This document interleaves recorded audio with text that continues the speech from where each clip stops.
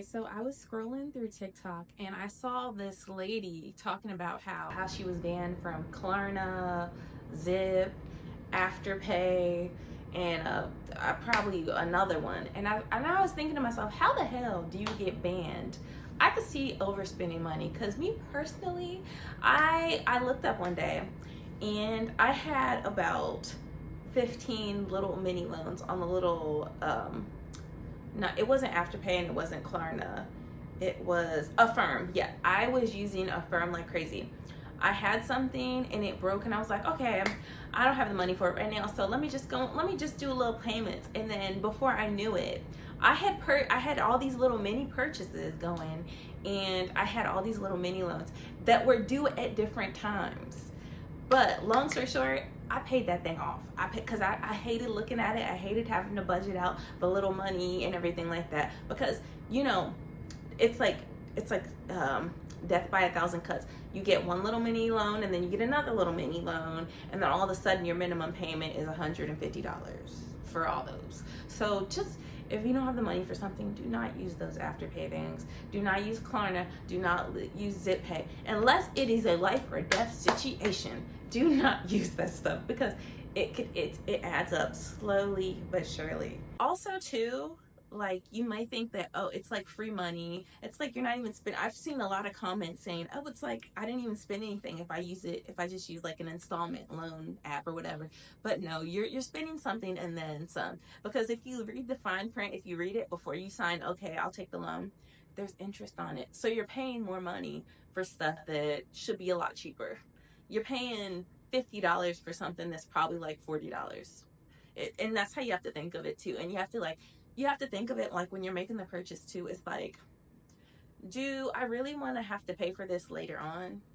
If you even intending, because that girl was banned, that means that she got the stuff, she agrees to the payment, the loan payment, and she just ain't pay it. And I feel like that's something that a lot of us young folk do. It's like, oh, okay, well, I don't have to pay right now, so let me just run up all this stuff and get the stuff that I want. But you're wearing the stuff. But now you have to pay it and then some, plus the interest. And then you're sitting there like, dang, I don't want to pay this. So it's like, it's just better not to mess with stuff like that.